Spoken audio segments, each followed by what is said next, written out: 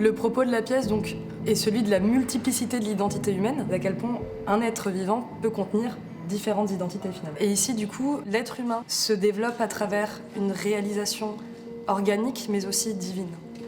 Donc on arrive à créer des images, en tout cas emblématiques, hybrides, entre divin et humain, ce qui nous apporte forcément une dimension mystique assez intéressante.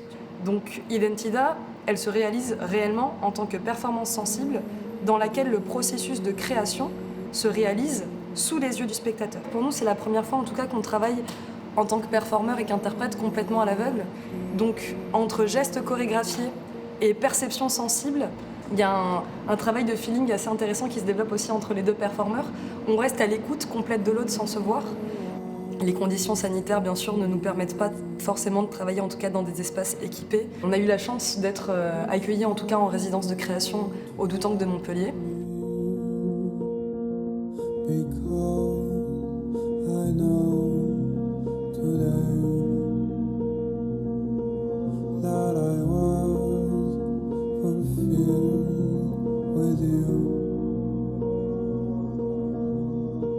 De la façon qu'on travaille, ici c'est l'exemple parfait pour montrer comment l'acteur doit aussi transformer son corps et pas que d'un aspect psychologique, c'est créer une idée d'un personnage, d'un rôle, sinon le transformer et le montrer avec son corps. Donc l'argile nous permet de transformer et ce visage, mais aussi le visage inspire la position et la posture des corps pour accompagner et vraiment créer toute une personne.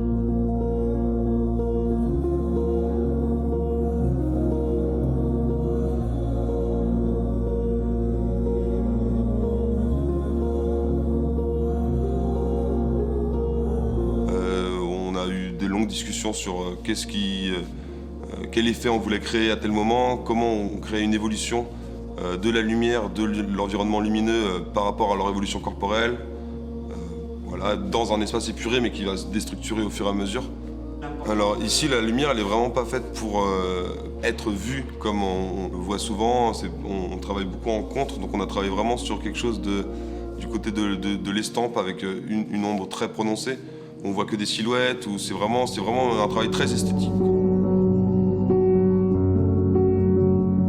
Donc c'est vrai que la musique, ici, a été dans une esthétique de récupérer et d'emprunter des sons acoustiques, empruntés à la nature, avec des éléments concrets et acoustiques et organiques, mais aussi tout ça avec une volonté de mélanger ces sonorités avec des sons un peu plus électroniques. Ce qui est intéressant de noter aussi, c'est que dans leur performance, c'est partir d'un corps neutre et de transformer ça en corps subtil, en corps physique. Et c'est vrai que dans le son, il y a un peu cette même approche.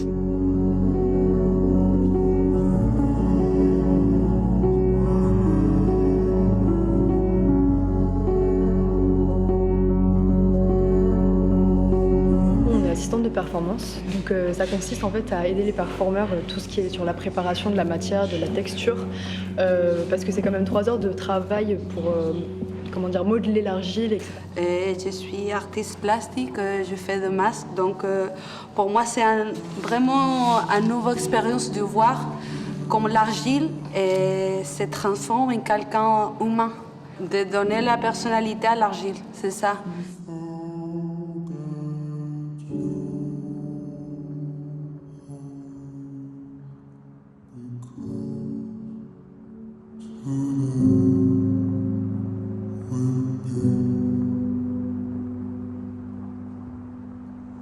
Oh